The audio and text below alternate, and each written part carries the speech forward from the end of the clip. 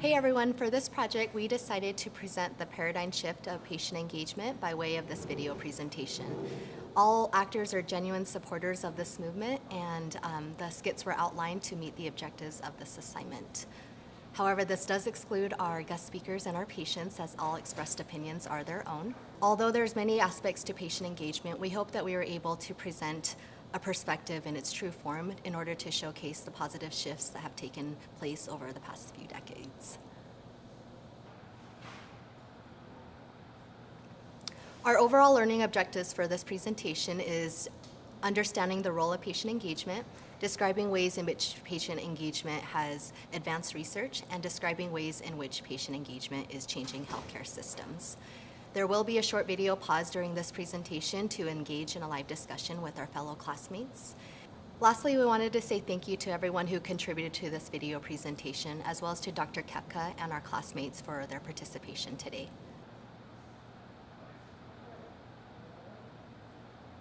In order to grasp the concept of patient engagement, we have decided to invite nursing leaders who are key players within this movement.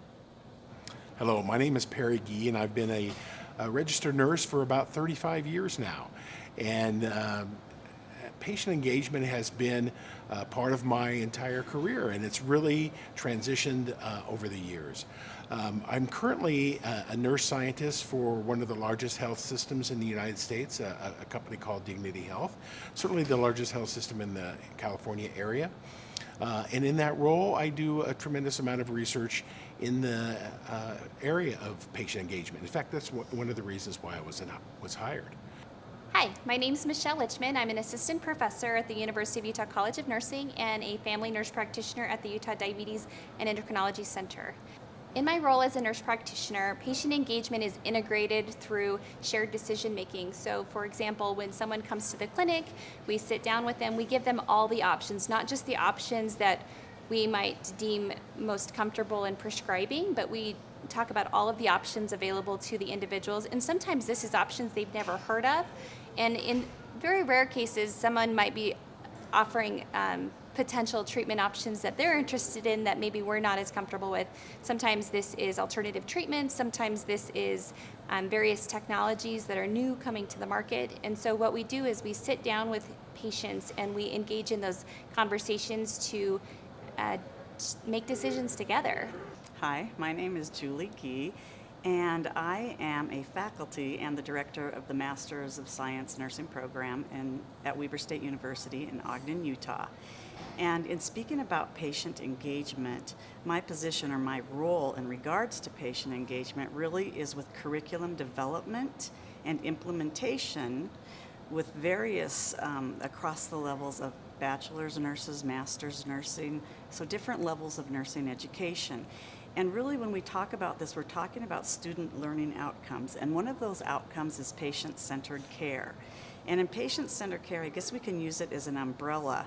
And this umbrella maintains or holds that we really have to partner with our patients, we have to engage them. We want them to be active participants in their care. So that's really my role when it comes to being a faculty member and the director of the program, is making sure patient engagement is incorporated or integrated into the curriculum. The historical timeline of patient engagement consists of many milestones. The patient-centered medical home, while not a new concept, has evolved since 1967 to define a model of excellence that is patient-centered, comprehensive, coordinated, accessible, and committed to the quality and safety of patients. In 1988, the FDA initiated patient engagement as they recognize the crucial role patients play in improving the clinical trial enterprise. Since then, they have continued to advocate and shape the emerging field of patient engagement. In 1996, Tom Ferguson coined the term e-patient to describe individuals who are equipped, enabled, empowered, and engaged in their health and their healthcare decisions. He envisioned healthcare as an equal partnership between e-patients and health professionals and systems that support them. Since his time, the e-patient community has continued to evolve, and his movement alone served as a paradigm shift in patients becoming empowered. As a result, the Let Patients Health Heal Healthcare platform was created by cancer survivor ePatient Dave in 2009. On an international scale, the Canadian Agency for Drug and Technologies in Health launched its first call for patient input in May 2010 and has continued to incorporate patients' perspectives in their strategic plan. Currently, patient engagement is utilized in many areas, such as chronic disease management, self-management, improving processes and policies, enhancing communication, and the development and advancement of medical technology, serving as the cornerstone for advancing research and improving outcomes. Simply put, if healthcare transforms to a patient-centered model focused on compassion and accessibility, patients will become more empowered with their health. However, in order to reach this milestone, we do have to focus on the patient experience, felt outcomes, and a hunger to do better. With that, we wanted to present to you the 3 levels of patient engagement. Level 1 is apathetic, and at this level, patients typically have the I do what my doctor tells me type of mentality. They're reacting to their health concerns rather than proactively engaging in health behaviors to prevent disease. Level 2 is engaged, and at this level, patients are typically interested in their health and are armed with knowledge. This allows them to make positive decisions in their health. Level 3 is activated, and at this level, patients are actively engaged in the decision-making process of their health and have the my doctor and I work together type of mentality. This allows them to be not only proactive, but to focus on prevention of disease. Ideally, active participation by patients is paramount to effective management of health concerns, but oftentimes the engaged and activated levels are often impossible to reach due to the stiffness of the healthcare system. In Act 1, we ask that you consider which level of patient engagement is being experienced, as well as the boundless opportunities to help the paradigm shift from one level to the next.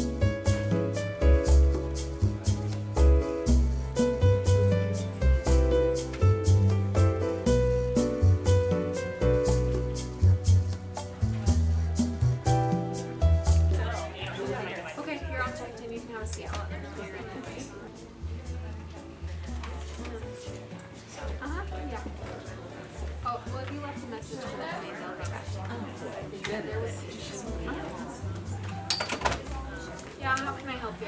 Hi, I'm here to check in my mom for a 2 o'clock appointment with Dr. Atwood. You see what time it is? We were supposed to be here 15 minutes early. Sorry. No, that can't apply to everybody. I mean, your parking lot is bananas out there. You couldn't find a spot, and then I needed to get her a wheelchair, and I had to wheel her in. And you were on the phone. You know we what? were I'm more sorry. than on time. I hear this all the time. There's nothing I can do. I'm gonna have to reschedule her. She's so sick. We are not rescheduling this. Can you please go ask him if he'll see her anyway? I'll go ask, but he's not gonna say yes. He told me he wanted to see me today. Okay. Well, I'll go ask. Just CBC in there, and then could you do an EKG and add hypertension on the problem list with June 1st as the date of onset? Dr. Atwood, Betty just barely showed up for her appointment. She didn't show up 15 minutes early like she's supposed to. I told her we'll have to reschedule, but she insisted I come ask you if you're willing to see her. I can't see her. I'm already way late, and now just make it worse. Can you just tell her I'm sorry, but we'll have to reschedule? Yeah, no problem. I'll go set something up. Thanks. At this time, we'll pause this video presentation to engage in a live discussion.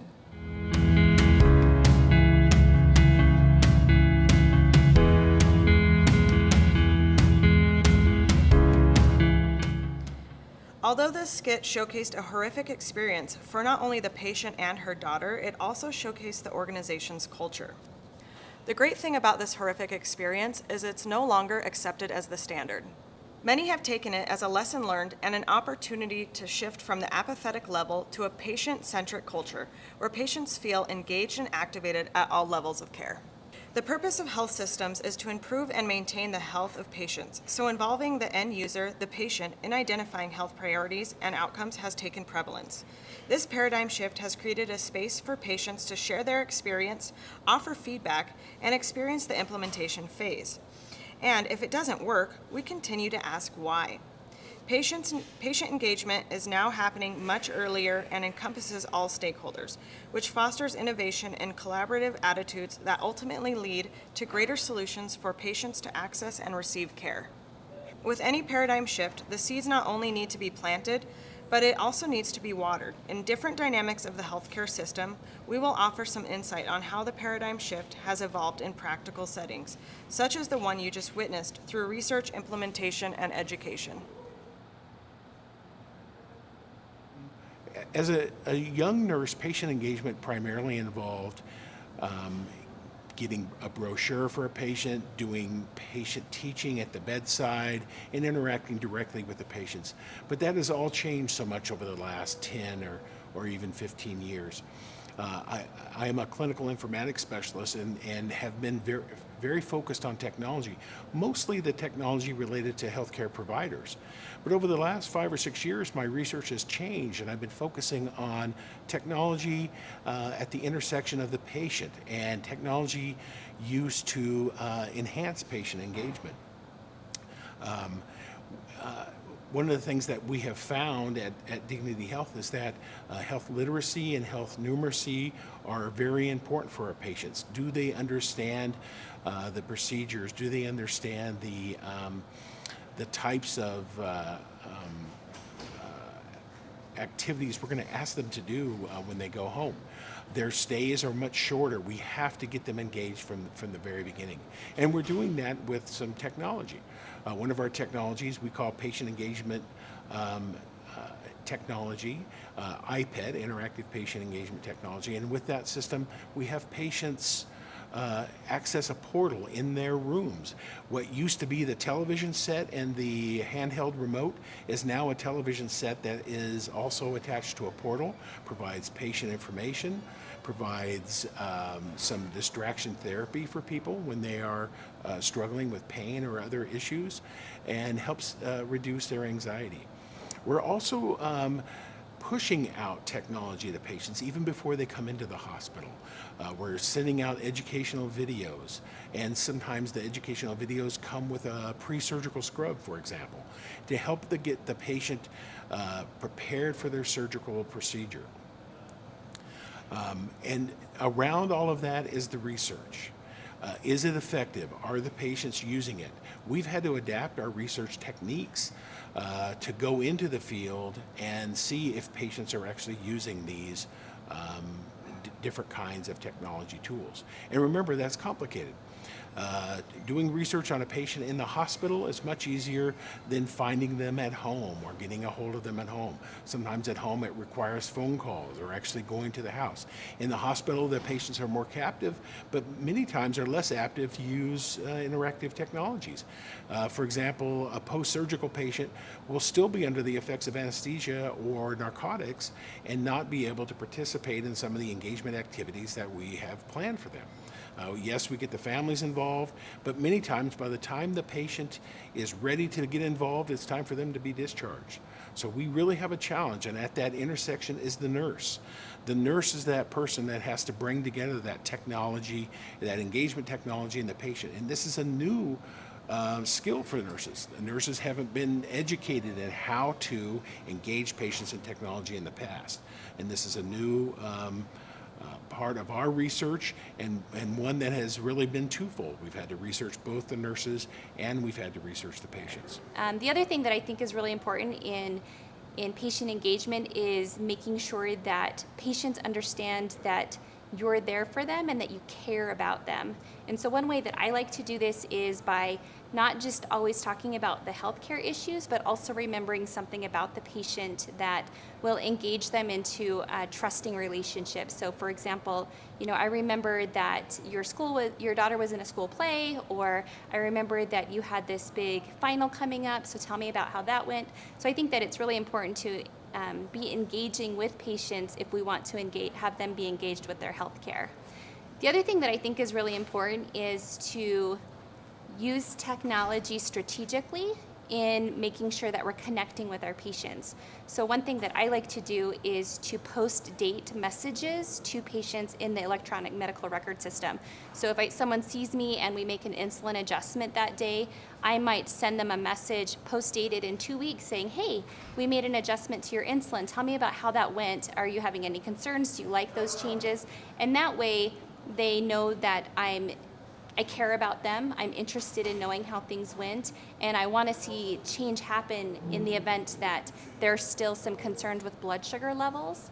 This is really important because if you follow the standard diabetes protocol, it's every 3 months you might get someone to come back and recheck an A1C and reevaluate medications, but there are those little instances in which someone might need adjustments, micro adjustments to the insulin dose, and if we don't help people along the way, there could be a drastic issue at 3 months. And so I like to engage using patient email or the electronic medical record system and post-date emails when I can.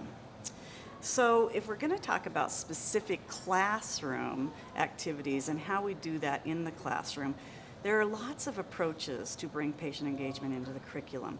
So we always start with safety in nursing. That is huge. And we know, and the students learn, that safety equals, or patient engagement equals or translates into safe patient care and higher quality care as well. So we do a lot of that in the curriculum with safety.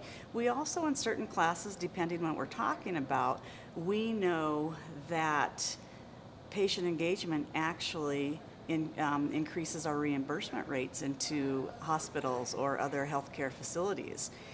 And another huge topic that is taught and that we focus on is evidence-based practice. And there are several components to evidence-based practice, but a huge one is when we are delivering care of any type, whether it's indirectly or directly, we have to take into account the patient's preferences and their values and beliefs. So what we really talk about to the students is, how are you going to do this? How do we actually engage our patients to be able to take in their values and their preferences? So all of this really comes back down to communication, and it's talking about these patients. It's talking with these patients. So another big concept that we talk about with patient engagement is that nurses actually have to embrace and they have to believe that patients are in fact, and families are in fact, competent to be able to manage their own care. And how we do this is by working in partnerships with the patients. So we have the patients on one side and we have the care providers or the nurses on the other side, and we are both responsible to engage, and we come together and we have these productive interactions, and that results in better healthcare outcomes. So one of the things we really focus in on the classroom is having great discussions about patients and the fact, and families, and the fact that they are competent in managing their own care. We're here to serve as a team member with them, and we engage in these partnerships. And an example that I have is I did have a student, and he came in and he stated, I have a patient who's a type 2 diabetes, and he keeps coming back and he keeps coming back. And his comment was, first, it's his fault that he has type 2 diabetes. And so if it's his fault, why should I even engage him? and work with him because he's not interested. So one of the challenges that we have found with patient engagement is, number one, not everybody wants to be accountable for their own care. But number two, this really opened up a huge discussion. And we thought of this is a great, number one, it was a teaching opportunity for me as faculty to talk more about patient engagement, but also we had a great discussion with all of the class, and it's like, well, how can we engage these types of patients? How can we move them forward? So there's lots of ways that we can integrate, and we do integrate patient engagement into the curriculum, and it is threaded all the way across all of our courses in the different programs. Based on the current initiatives from the research, clinical, and academic settings, patient-centric models have become the cornerstone to healthcare success. The paradigm shift takes place when patients are ironically placed at the center at all levels of care. As healthcare professionals and leaders, we have an obligation to continue challenging the status quo, not only to provide resources and services for our patients that are convenient, but also an opportunity for them to participate in their health, to maximize outcomes in order for them to be successful long-term. Ideally, the patient engagement carousel should never stop turning. With that, we wanted to take our classmates' feedback today and present to you the remix of Act 1. Okay, I've got you all checked in. If you want to have a seat, they'll come get you when they're ready for you. Thanks. Hi, how can I help you? Hi. Just want to check in my mom for her 2 o'clock appointment with Dr. Atwood. 2 o'clock, okay. Oh, shoot. We have a policy, actually. You're supposed to be 15 minutes early, or we have to reschedule your appointment. You know what? We'll be fine. I'll go ahead and get you checked in. Okay, yeah, she's really sick, so I don't think we could reschedule. Okay. Yeah, we'll make it work. Don't Thank worry. you. How's your day going? It's been better. You know, the parking lot situation is so messy out there, and you can't find a spot. And then I had to run in and get her wheelchair and go back and get her. And I'm so pretty sorry. frazzled. We should have told you. We have valet parking, actually. Oh. So you can pull right up to the front. They'll park your car for you, and they'll actually get you a wheelchair so that you don't have to find one. Oh, that would be so great, huh? That would be very helpful. Okay, next time we'll make sure you do that. In fact, I've got you all checked in. I'll call the MA to come get you right now so that you don't have to get situated twice. Oh, wow, thank you. That's sweet. They're sending the MA out. I Yeah, know, hi. that's wonderful. Betty's ready to be seen. If you can come up and get her. Great, thank you. Thank you. You're welcome.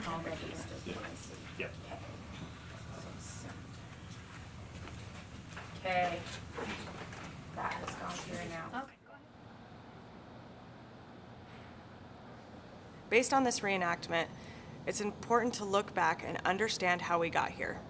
ePatient Dave was empowered through innovation and technology, as well as social media. Further, there has been formulations of online communities that offer support groups and a platform for patients to not only understand their health, but also to become engaged and take the driver's seat. Dissemination of research and its far-reaching abilities has aided in the advancement of this paradigm shift. This shift has now lifted the stiffness of healthcare and allowed for patients and providers to learn from each other. With that being said, we wanted to close this video presentation from a perspective that not only offers value, but confirmation of this significant paradigm shift. Why is patient engagement important to me? Well, if I could reflect back a few decades, I can remember being a burden to the doctor. If I would fall ill, not only was it inconvenient to my children, but also to the doctor and his staff. My children had to take off of work, arrange transportation, and then when we did get to see the doctor, he was in such a hurry that he did not have time to even listen to, let alone be concerned with what my issues were. And when my children would call about an emergency, often they did not get back to us in time, or sometimes not at all. It's a doctor's world, and I only hope that someday they can help me. Now patient engagement has created a positive environment for my health. It has shifted in a direction where I feel like I'm a priority, and my health is a priority. Thank you for steering patient engagement in a positive direction for future generations. Way to dream, way to drive, way to do.